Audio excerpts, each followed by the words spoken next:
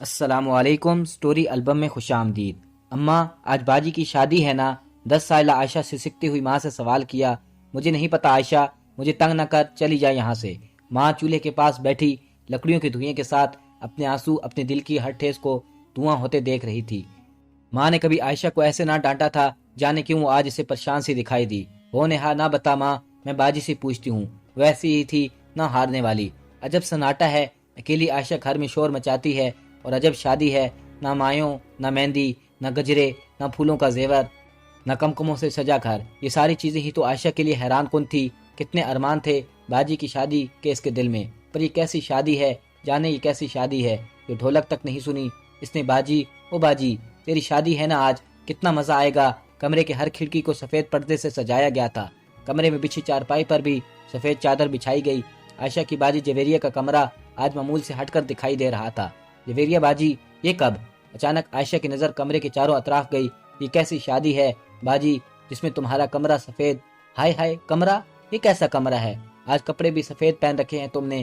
کمرے کے سفید پردوں سے اس کی نظر پہن کے کپڑوں پر ٹھہری تھی۔ بول باجی، یہ تیرے ہاتھوں پر نہ مہندی ہے، نہ تیرے تن پر سرخ جوڑا، یہ کیسی شادی ہے باجی؟ بول نہ باجی۔ جویریہ کی خاموشی اور کمرے کا رنگ و روپ عائشہ کی وحشت بڑھا گیا۔ اپنی بہن کے چہرے کو ہاتھوں میں لیے سوال کر رہی تھی۔ جویریہ اس کے ہر سوال پر خاموش تھی۔ وہ دلہن تو کہیں سے نہ لگ رہی تھی، سفید جوڑے میں ملبوس بے سوس سی، بال اس کے چہرے پر بکھرے تھے۔ عائشہ کے سوالات اس کے اندر ایک شورشا چھوڑ گئے، اس کے اندر کے زخم گہرے ہو گئے۔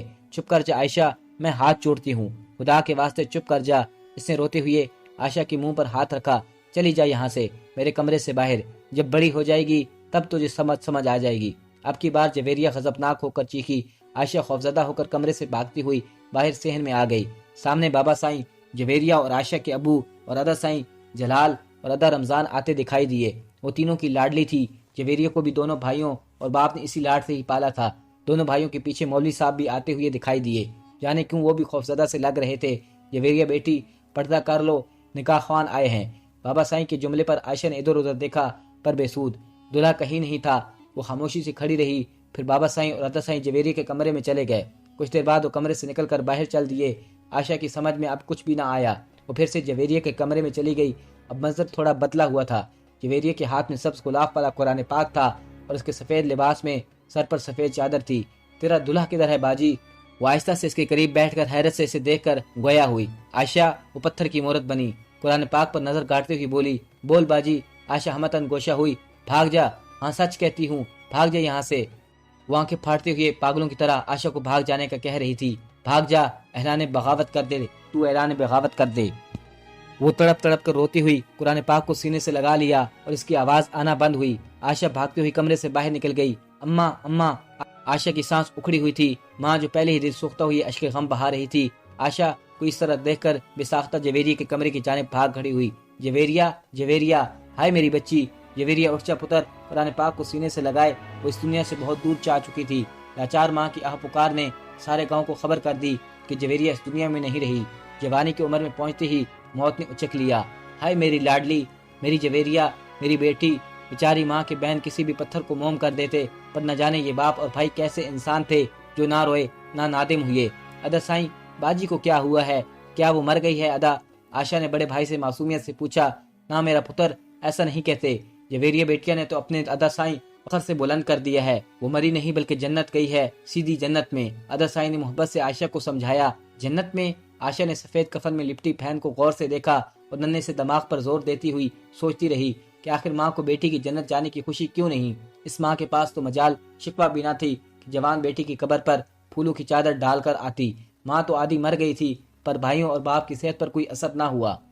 یہ وڈیروں کی دنیا ہے جہاں عورت خاک پر کی مانند ہی ہے، جسے جینے کا کوئی حق نہیں، جسے جینے کا حق رب قادر تو دے دیتا ہے، پر وڈیرے سائیں نہ دیتے۔ عورت کو کوئی حق نہیں جینے دے گا۔ اس واقعے کو آج 10 سال کا عرصہ گزر چکا ہے۔ عائشہ اب جویریہ کی عمر کو پہنچ چکی تھی۔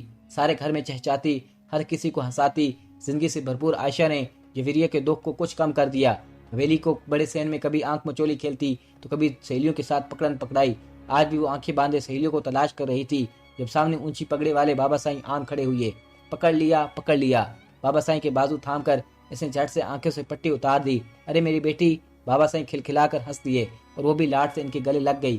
عائشہ ہر رات جویریہ باجی کے آخری جملے پر سوچتی رہتی کہ آخر اتنے پیار کرنے والے بابا سائیں سے کس بات کی بغاوت کرنی ہے اور کیوں؟ کیا بات ہے اماں؟ آج کی شام کچھ عجیب سی تھی۔ بابا سائیں نے سب کو اکٹھا کیا تھا، شاید کوئی وہ اہم فیصلہ سنانے والے تھے جو آج اس طرف سب کو خاص طور پر بلوایا گیا تھا۔ سورج بادلوں کی اوٹ میں چھپ گیا تھا، شام سیاہ قبا پہنے نمودار ہوئی تھی۔ حویلی کے بڑے سے صحن میں دونوں بھائی، باپ اور ایک لاچار ماں اپنی دوسری زندہ بچنے والی بیٹی کو بازوؤں کے ہزار میں لیے پھر سے نئی تربت بننے کا فیصلہ سننے کے لیے بیٹھی تھی۔ کیا بات ہے اماں؟ آج تم پریشان سی لگ رہی ہو۔ عائشہ نے سہمی ہوئی ماں سے اس کا چھپا درد جاننے کی کوشش کی۔ آج تیرے بابا سائیں کوئی فیصلہ کرنے والے ہیں، مجھے ڈر ہے کہ یہ فیصلہ مجھ سے میری زندگی کی باقی جمع پونجی نہ چھین لے۔ عائشہ، تڑپتی ماں نے روتے ہوئے بیٹی کو سینے سے لگا لیا۔ شام کی سیاہی اور گہری ہوئی تو بابا سائیں عائشہ کے کمرے میں آئے۔ عائشہ کمرے کی کھڑکی میں کھڑی چاند کو دیکھ رہی تھی جو آج کچھ مدم سا لگ رہا تھا۔ میری لاڈو، بابا سائیں نے محبت سے عائشہ کے سر پر ہاتھ رکھا۔ ارے بابا جانی، آپ اس وقت؟ ہم آج اپنی بیٹی سے کچھ مانگنے آئے ہیں، امید کرتا ہوں میری بیٹی مجھے مایوس نہیں کرے گی، ہے نا؟ بابا سائیں، یہ کیا بات ہوئی؟ ایسی کیا چیز ہے جو آپ کو مجھ سے مانگنے کی ضرورت پڑ گئی؟ عائشہ نے محبت سے بابا سائیں کے ہاتھ تھام لیے۔ شاباش عائشہ، میں نے تیری زندگی کے بارے میں ایک اہم فیصلہ کیا ہے، تجھے بس میری پگڑی کی لاج رکھنی ہے، مایوس نہ کرنا۔ مجھے کھڑکی کے سامنے کھڑے شاید آج بابا سائیں ساری بات مکمل کرنے کے موڈ میں تھے۔ عائشہ بیٹی، ہم نے تمہاری شادی کا فیصلہ کیا ہے۔ عائشہ نے چونک کر بابا سائیں کو دیکھا۔ ہاں شادی؟ ویسی ہی شادی جو شادی تیری باجی کی ہوئی تھی۔ میری اس بیٹی نے میرا سر فخر سے بلند کر دیا تھا، مجھے یقین ہے تم بھی میری عزت کی لاج رکھو گی۔ پر بابا سائیں، باجی کی تو شادی ہوئی نہیں، مجھے یاد ہے اس کا تو نہ ہی دلہا آیا تھا، تو شادی کیسے ہو گئی؟ عائشہ نے حیرت سے سوال کیا۔ دلہا تھا عائشہ بیٹی، لگتا ہے تیری ماں نے تجھے کچھ نہیں بتایا۔ بابا سائیں آہستہ آہستہ چلتے ہوئے قرآن پاک کے پاس ٹھہرے اور قرآن پاک اٹھا کر میرے سامنے لے آئے۔ یہ ہے تیرا دلہا۔ اچانک سے عائشہ کے پاؤں تلے سے زمین نکل گئی، پر بابا سائیں، اس سے پہلے کہ وہ کچھ کہتی، بابا سائیں نے غضبناک آنکھوں سے دیکھتے ہوئے اسے خاموش کروا دیا۔ بیٹیاں صرف سر جھکاتی ہیں، زبان نہیں چلاتی۔ ٹھیک ایک ہفتے بعد نکاح ہے تمہارا، اب بات ختم۔ عائشہ حیران کن نظروں سے بابا سائیں کو دیکھتی رہی، جانے یہ خوشی کی وعید تھی یا موت کی خبر۔ اس بات کو سن کر تو ادارک ٹھہر سا گیا تھا، کچھ بھی تو سمجھ میں نہیں آ رہا تھا۔ وہ ہاتھوں میں قرآن پاک تھامے بت بنی کھڑی تھی۔ قرآن سے شادی کیسے؟ کیوں؟ ایسا کیسے ہو سکتا ہے؟ کیسے مان لوں بابا کی بات؟ یا ناممکن ہے؟ مجھے نہیں رہنا اس کفس خانے میں۔ بابا سائیں تو مجھ سے اتنا پیار کرتے تھے، پھر یہ کیا؟ وہ خود ہی سے سوالات کر رہی تھی۔ میں جویریہ باجی نہیں ہوں، یہ پاک کلام پڑھ کر عمل کرنے کے لیے ہے، یہ ایک ہدایت کی کتاب ہے۔ اس نے قرآن پاک کو تعظیم سے چوم کر اونچی جگہ پر رکھ دیا۔ صبح کا سورج تو طلوع ہوا تھا، پر ایک ماں کی زندگی خروب کر گیا تھا۔ ماں سے دوسری بیٹی کی زندگی کا ظالمانہ فیصلہ برداشت نہ ہوا، اس لیے وہ تمام مصیبتوں سے جان چھڑا کر خاموشی سے اگلے جہان چلی گئی۔ ملنے جلنے والے خاموشی سے بت بنی عائشہ سے افسوس کر رہے تھے، مگر اس کی آنکھ سے ایک اشک نہ ٹپکا، نہ اس کی زبان سے کوئی لفظ ادا ہوا۔ بابا سائیں، اس کی زبان سے یہ لفظ بمشکل ادا ہو رہا تھا کہ اب بھی میری شادی قرآن سے ہی ہوگی۔ اس نے ماں کے جنازے کو دیکھتے ہوئے باپ سے سوال کیا۔ ہاں دھیرانی، یہ ہم تینوں باپ بیٹوں کی پگڑی کا سوال ہے، مجھے یقین ہے تو ہمیں مایوس نہیں کرے گی، ہے نا؟ بابا سائیں اپنے فیصلے پر قائم تھے۔ عائشہ خاموش بیٹھی ماں کے جنازے کو دیکھتی رہی۔ میری ماں بھی کمزور تھی، میری بہن بھی، تو کیا میں بھی مر جاؤں گی انہی کی طرح؟ کیوں؟ میرے اللہ نے اور میرے دین اسلام نے تو مجھے میرے بارے میں کوئی ایسا حکم نہیں دیا۔ بابا سائیں اور ادا سائیں کی پگڑیاں ہم ماؤں بیٹوں کے جنازے اونچی کریں گی؟ نہیں، ہرگز نہیں۔ میں جانتی ہوں میرا رب میرے لیے کوئی نہ کوئی حل ضرور نکالے گا۔ میں اس طرح اپنی تربت نہیں بننے دوں گی۔ میں اپنے بابا سائیں کے فیصلے سے بغاوت کروں گی۔ اگر مرنا لکھا ہے تو ان سے جنگ کر کے مروں گی، ایسے نہیں۔ اس کے اندر بغاوت کی آگ بھڑک اٹھی۔ بغاوت؟ جویریہ باجی کا وہ آخری جملہ آج اس کی سمجھ میں آ گیا۔ ایک شام سکوت لیے نمودار ہوئی تھی۔ بابا جانی بڑے پیار سے عائشہ کے لیے سفید سوٹ لائے تھے۔ اس کے کمرے کو بھی بالکل اسی طرح سجایا گیا جیسے کبھی جویریہ کا کمرہ سجا تھا۔ کب تک تیار ہو جاؤ گی ہماری بیٹی؟ بابا سائیں نے بڑے لاڈ سے اس کے سر پر ہاتھ رکھ کر پوچھا۔ بس 2 گھنٹے بابا، عائشہ نے آہستہ آواز میں کہا۔ ٹھیک ہے میری لاڈو، اب ہم چلتے ہیں۔ بیٹی، اس نکاح کے بعد، آج کے بعد تو بھی اسی کمرے میں رہنا کرنا، تیرے لیے نوکروں کا انتظام میں کروں گا۔ یہ ادا سائیں تھے جن کی وہ سکی بہن تھی۔ عائشہ نے خاموش رہنے پر اکتفا کیا۔ رات سے آکوبا اوڑے، اندھیرے کے پر پھیلائے سناٹے کے ترانوں کے ساتھ اس پر چھا گئی۔ اس کے اندر کے زخموں سے خون پوری طرح رس رہا تھا، وہ اندر سے ٹوٹ گئی تھی۔ ایک عجیب کشمکش تھی، ایک عورت، ایک ماں، ایک بیٹی، ایک بہن کی بساط صرف اتنی ہے۔ آج کا چاند اسے بے رنگ سا لگ رہا تھا۔ ایک فیصلہ کر کے وہ سکون سے اٹھی اور دبے پاؤں کمرے سے باہر کی طرف قدم بڑھا دیے۔ اسے گھر سے نکلے 2 گھنٹے ہو چکے تھے۔ پاک آرمی کی لگی چوکی کے عین سامنے کھڑی تھی۔ میری مدد کریں، وہ بھاگتی ہوئی یہاں آئی تو سانس لینا محال تھا۔ ادھر بابا سائیں نے کمرے کے باہر سے آواز لگائی، عائشہ بیٹی، چلو مولوی صاحب آ گئے ہیں، پردہ کر لو، چلیں اندر چلیں مولوی صاحب۔ عائشہ کے کمرے کا منظر سب کے لیے حیران کن تھا۔ وہ کمرے میں موجود نہ تھی۔ ہاں، البتہ قرآن کے برابر ایک خط چھوڑ گئی۔ بابا سائیں، جیسے آپ میرے شوہر بنانا چاہتے ہیں وہ میرے نبی پاک صلی اللہ علیہ وسلم پر نازل ہونے والا پاک کلام ہے جس میں عورت کے بہت سے حقوق لکھے ہیں۔ مجھے بھی افسوس ہے کہ آپ نے اور ادا سائیں نے مجھ سے قرآن پاک کو پڑھ تو لیا مگر اسے سمجھ نہ سکے اور اپنی جہلانہ رسموں اور اپنی جائیداد بچانے کے لیے میرے شوہر بنا دینے کا سوچ دیا۔ حالانکہ میرا حصہ 1% ہے، وہ بھی اسی قرآن مجید میں لکھا ہے۔ مجھے مگر آپ کی جائیداد میں کوئی حصہ نہیں چاہیے۔ میں نے معاف کیا اور سمجھ لیجئے اماں اور باجی کی طرح آج میں بھی دفن ہو گئی، لیکن میں آپ کے کھوکھلے اصولوں سے بغاوت کرتی ہوں۔ اگر آپ مجھے ڈھونڈ کر مار بھی دیں تو مجھے افسوس نہیں ہوگا، کم از کم اتنا سکون تو ہوگا کہ میں لڑ کر مری، حالات سے ہار کر نہیں۔ میں آج کی عورت ہوں بابا سائیں، کمزور اور لاچار نہیں۔ بھلے زمانہ اب بھی آپ جیسے مردوں کا ہے لیکن قانون میرا بھی ہے۔ میں زندہ رہی تو آپ کے قانون کو پاش پاش کر کے دم لوں گی تاکہ آنے والی نسلیں اس ظلم سے بچ سکیں۔ بیٹی ہونے کے ناطے یہ بھی کہوں گی خدا کے لیے ان جاہلانہ رسموں کو ختم کریں۔ کل قیامت کے دن کس طرح اللہ کا سامنا کریں گے، میرا فرض تھا آپ کو سمجھانا۔ آپ کی لاڈو۔ خط کا ایک ایک لفظ بابا سائیں اور دونوں بھائیوں کو انگاروں پر لٹایا گیا۔ گاڑی نکالو، بابا سائیں چیخ کر بولے۔ اس سے پہلے کہ وہ گاڑی نکالتے کچھ فوجی ایک نقابپوش عورت کے ساتھ حویلی میں داخل ہوئے۔ جی کہیے، ادا سائیں آگے بڑھے۔ آپ تینوں کو ہمارے ساتھ چلنا ہوگا۔ خیریت؟ کیوں، کیا ہوا؟ فوجی جوان ادا سائیں سے سوال پر سوال کر رہے تھے۔